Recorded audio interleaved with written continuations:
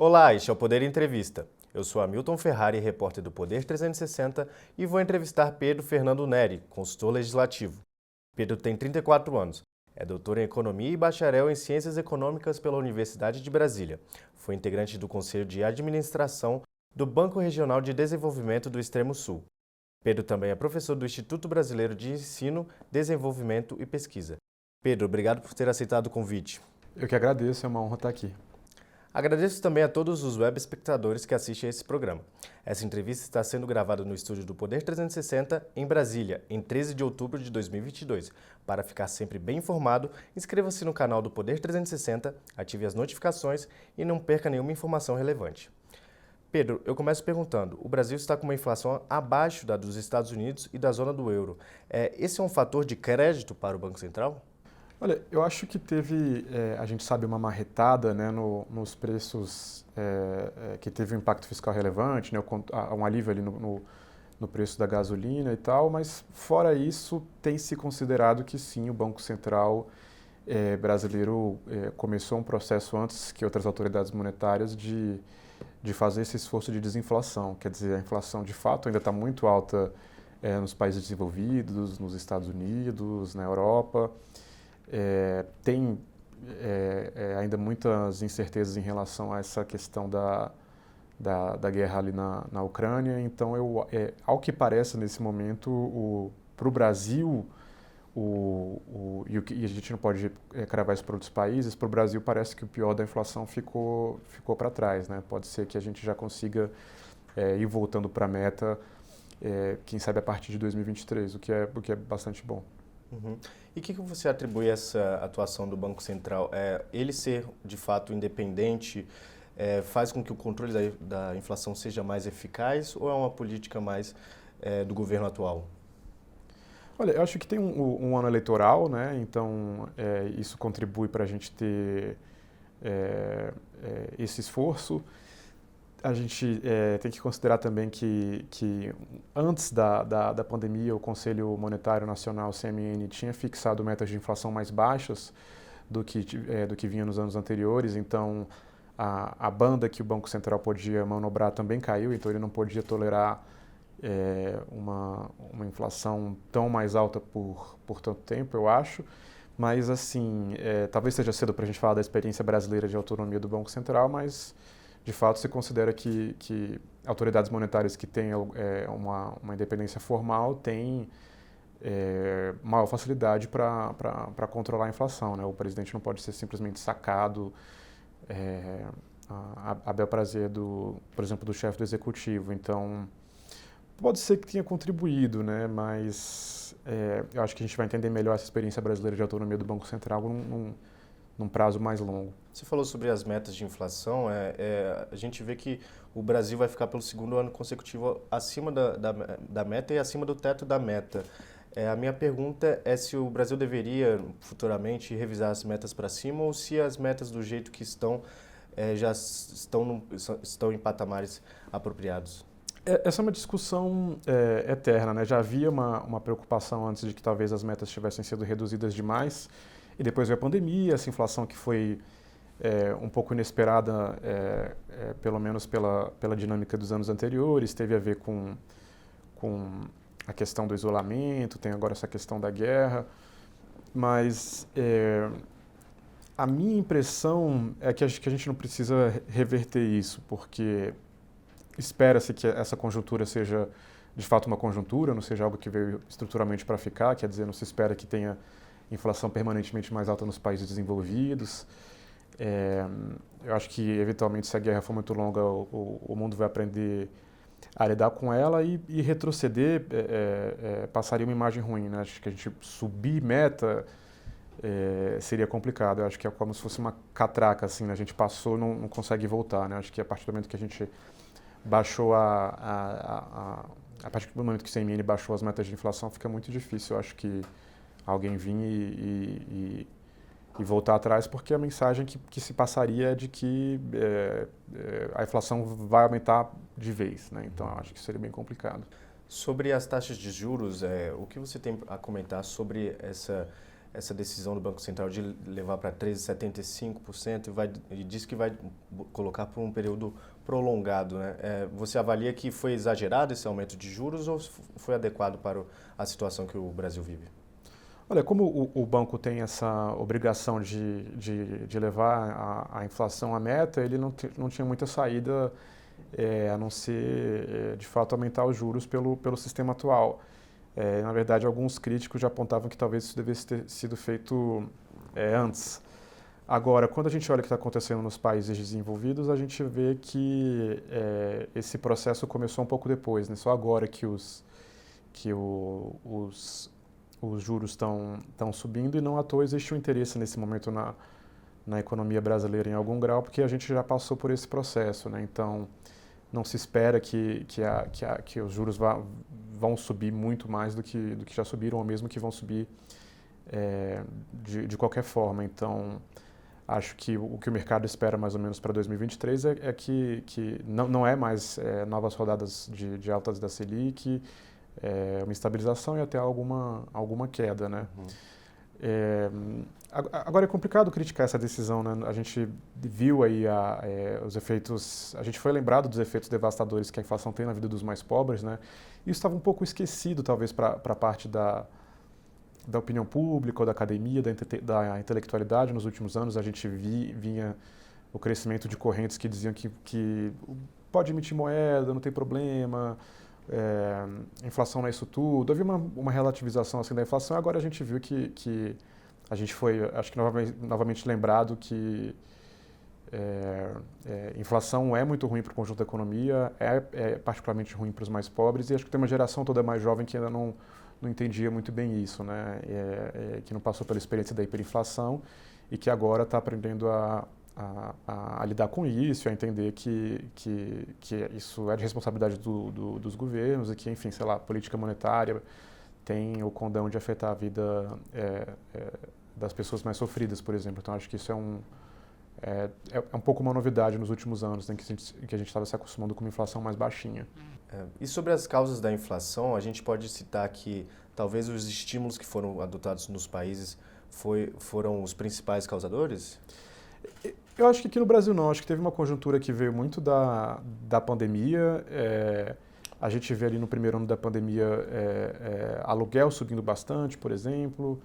A gente viu depois, no segundo momento, uma alta mais forte dos alimentos, e aí sim tem uma conjuntura internacional pesando muito.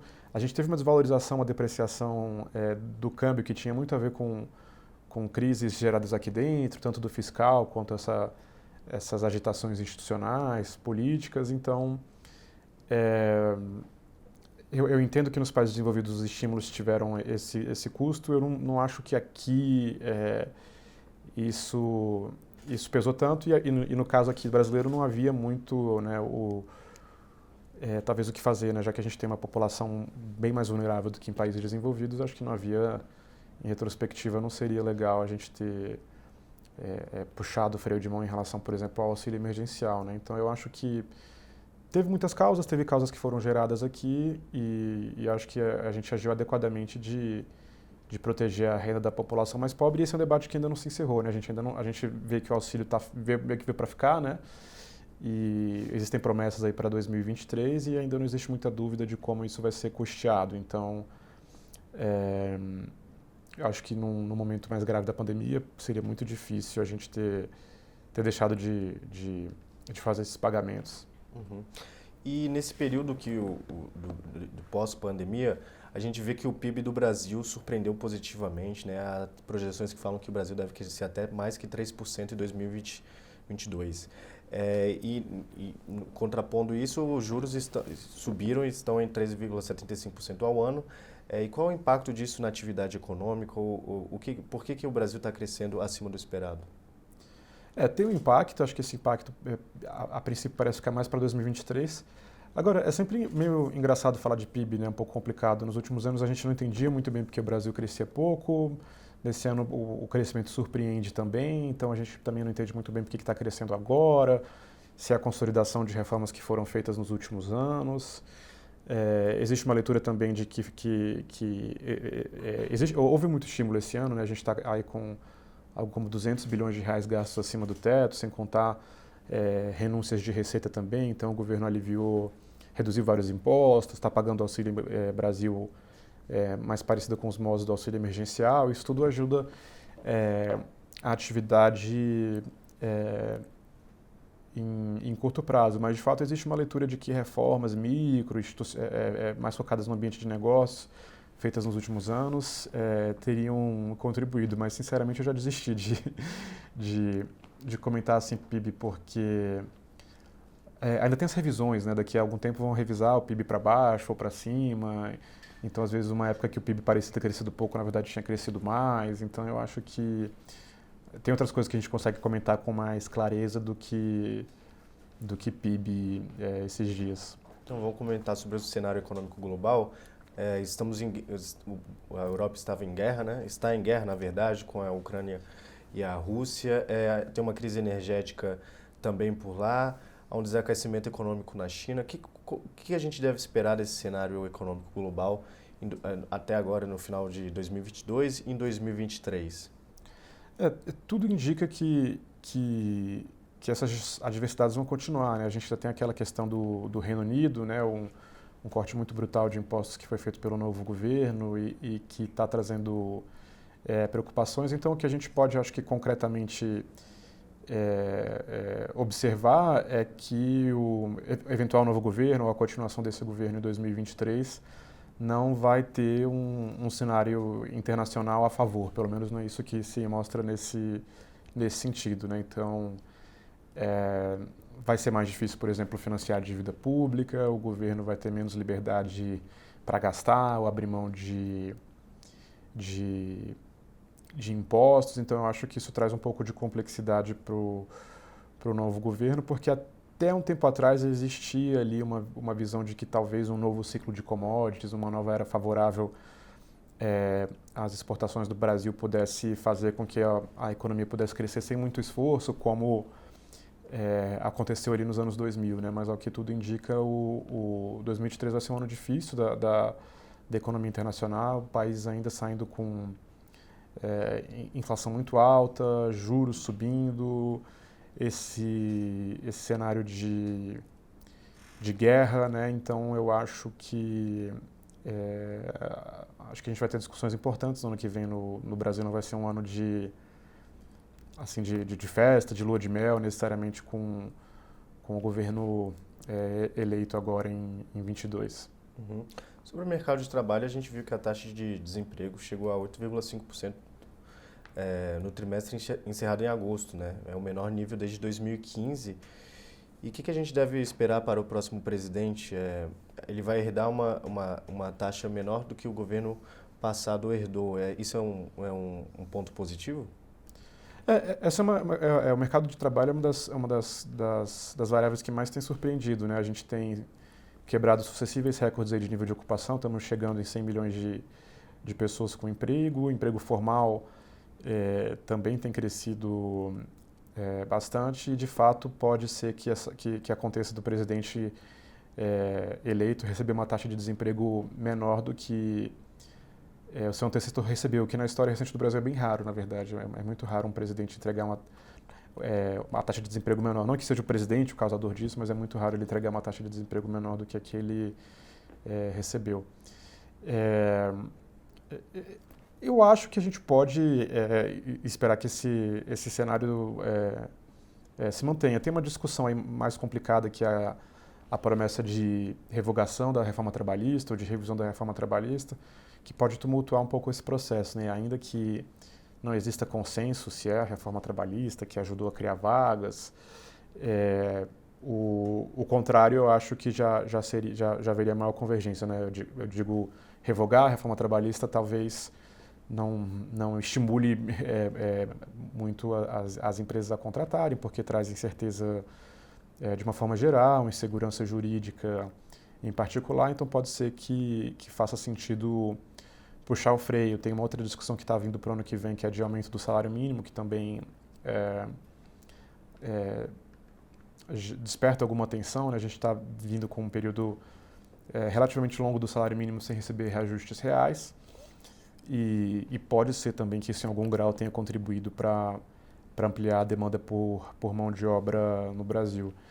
Mas eu acho que com revogação ou sem revogação de reforma trabalhista, eu acho que a gente vai passar por discussões interessantes aí, porque desde que a reforma foi feita em 2017, teve essa popularização grande, né, dos aplicativos, da ocupação por aplicativo, a parte da difusão do 4G, né?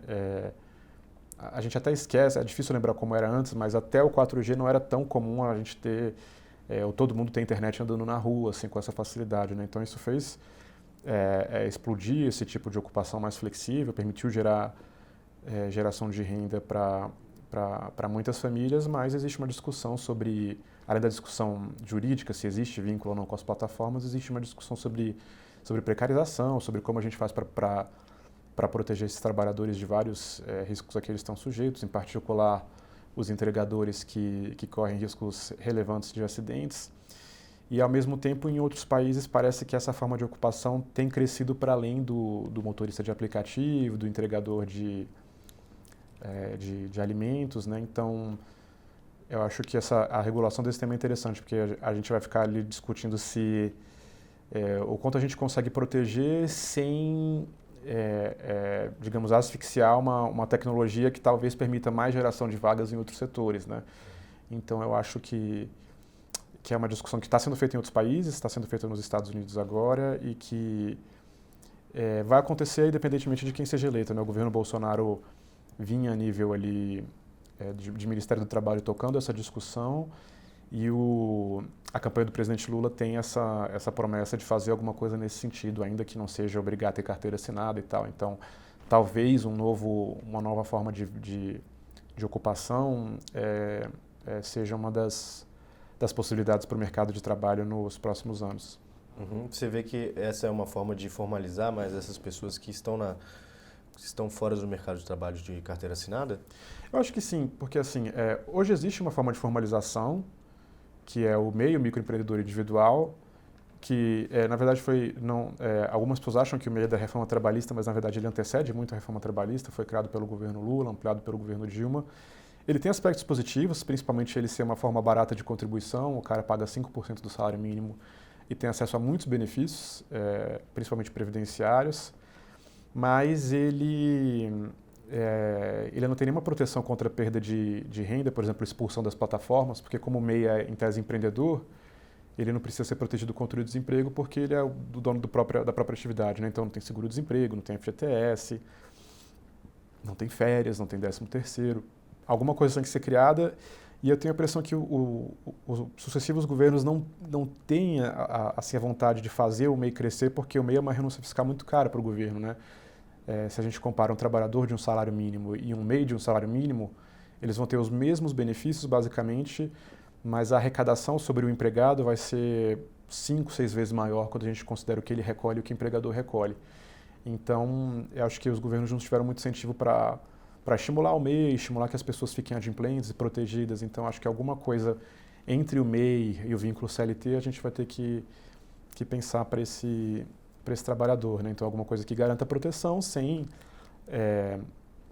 sufocar a atividade, né? Porque, de fato, se a gente exige carteira assinada, por exemplo, para o entregador de aplicativo, aí a entrega dele vai ser bastante tributada, como ele trabalha muito de noite, fim de semana, que a legislação trabalhista, horários em que a legislação trabalhista prevê uma proteção especial, esse serviço dele vai ficando mais caro, então a gente vai ver ou as entregas ficando muito caras, as famílias reduzindo a demanda, ou as plataformas cortando os entregadores, deixando os entregadores mais a cargo dos restaurantes. Então, de fato, e eu acho que existe até um consenso, uma convergência na própria esquerda de que isso pode acontecer, né? Não se fala tanto mais em carteira assinada, se fala num novo modelo, né?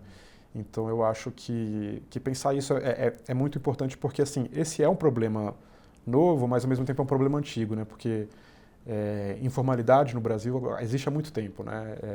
Em países emergentes em geral, né? Então, mesmo quando o mercado de trabalho tinha taxa de informalidade menor, a gente tinha dezenas de milhões de ocupados sem carteira assinada, ou empregados sem carteira assinada, ou ocupados por conta própria. Isso afeta mais os jovens, afeta mais as mulheres, os negros, as regiões periféricas, tanto periferias das cidades quanto estados menos industrializados. Então, eu acho que tem uma oportunidade aí da gente aproveitar para resolver esses problemas antigos e tentar ampliar a formalização no mercado de trabalho. Uhum. Agora, falando de reforma da Previdência, que foi aprovada em 2019, na sua avaliação, quais foram os benefícios até agora e se será necessário rever as regras no futuro próximo? Eu acho que tem algumas coisas que precisam ser revistas, principalmente o que não foi atacado naquele momento, né? Em especial a Previdência dos militares, porque isso tem um custo fiscal relevante. E agora, de resto, eu acho que a gente não vai ter tanta necessidade de revisitar esse tema em curto prazo ou em médio prazo, né? A reforma foi bastante substantiva. Talvez, eu acho que, idealmente, um governo com força política poderia voltar ainda e tentar mexer em alguma coisa dos servidores públicos que ficaram relativamente brandas quando a gente compara com a realidade do trabalhador da iniciativa privada, em particular do trabalhador mais pobre. Mas eu acho que a reforma foi bastante substantiva. A gente tem visto aí um controle desse gasto bastante razoável nos últimos anos, né? A gente, inclusive, entrou na pandemia logo depois de ter feito a reforma, então a gente entrou, em parte por conta da reforma, com risco Brasil bem baixo, juros historicamente baixos, então a gente pôde fazer aquela expansão fiscal do Auxílio Brasil, então auxílio emergencial, de uma forma mais vigorosa do que a gente conseguiria fazer se a reforma não tivesse sido aprovada. A gente estava tendo antes da reforma um crescimento de algo como 40, 50 bilhões de reais por ano do gasto previdenciário, então assim, ao controlar esse crescimento do gasto, a gente também pôde começar a falar de Auxílio Brasil nessa magnitude, né? Se a gente olha para os anos anteriores à reforma, não existia nenhuma discussão sobre ampliação do Bolsa Família nesses moldes, né? Então, acho que a reforma, de certa forma, contribuiu para tornar o gasto público um pouco mais justo nesses últimos anos, mas eu acho que não vai ser necessário revisitar ela em curto prazo, talvez se o país não crescer e se a gente continuar envelhecendo na velocidade que a gente está envelhecendo, a gente tem que voltar a esse tema. Isso é comum, países desenvolvidos ficam discutindo reforma, ajustes de tempos em tempos, mas eu acho que o que ficou assim de algo que não foi muito bem interessado é a questão da previdência dos militares. Houve avanços, né? O tempo de serviço subiu, as idades para cada patente, as idades máximas para cada patente subiram, houve algum aumento na contribuição, pensionistas passaram a ser tributadas, mas ainda se mantém privilégios que não existem nem mais para os servidores públicos, né? Então, direito de se aposentar com o último soldo, independentemente das contribuições, independente da média, e como houve um aumento de gasto com esse pessoal, eu acho que uma forma de tentar compensar isso nos próximos anos, com esse pessoal, eu digo com o pessoal militar. Eu acho que é meritório, é justo que a gente tente controlar, buscar equiparar os militares em algum grau aos demais servidores civis e acho que seria justo e abriria espaço fiscal para... Na verdade, não abre espaço fiscal, né? Compensa espaço de outras despesas que têm crescido, né? Uhum. E a gente tem visto que o governo está com uma situação fiscal confortável do ponto de vista da arrecadação. Em contrapartida, o teto de gasto foi revisto, né? E há uma discussão sobre a herança que vai ficar para o próximo governo. Como é que você vê o cenário das contas públicas a partir de 2023 e essa discussão sobre manter o Auxílio Brasil em R$600?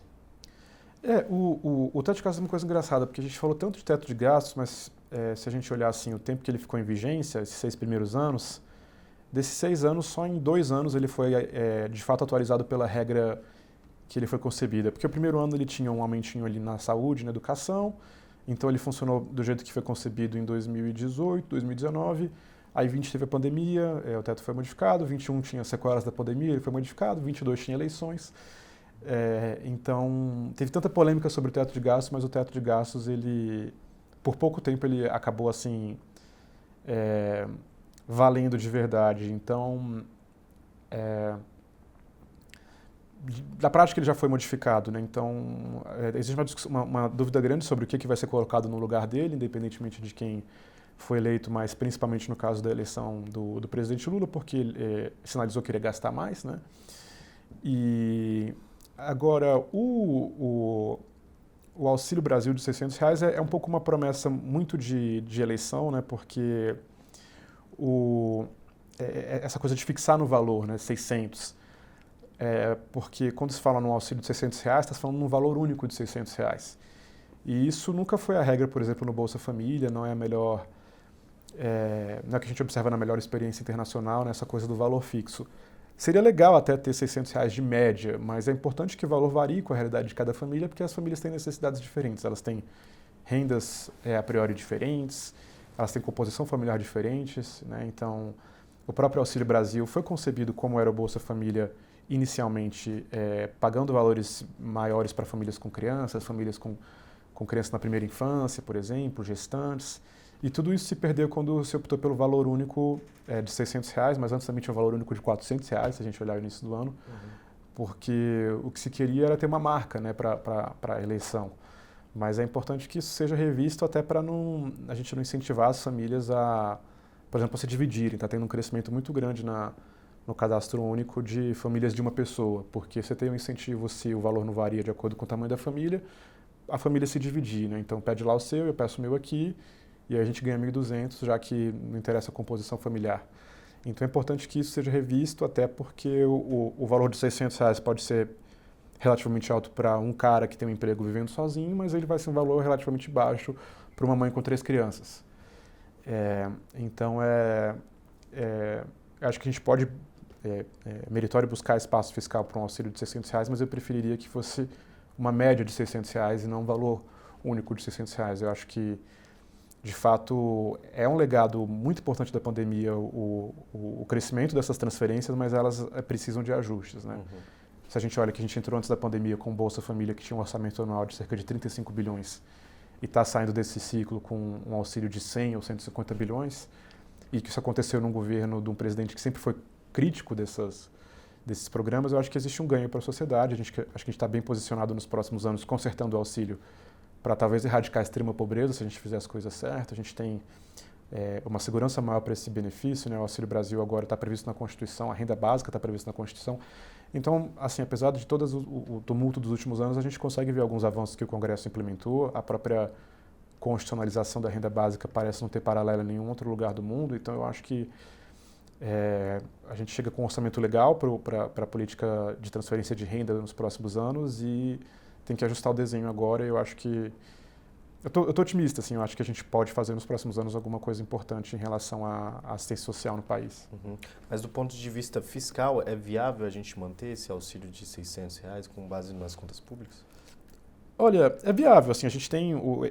com R$600 o auxílio ficaria em algo como 150 bilhões em 2023, para um teto de gastos que se aproxima de 2 trilhões. Então, a gente está falando, apesar disso tudo, de menos de 10% do gasto, algo como 5% do gasto, se a gente reduzir, se algumas famílias conseguirem sair, né, com o crescimento do emprego,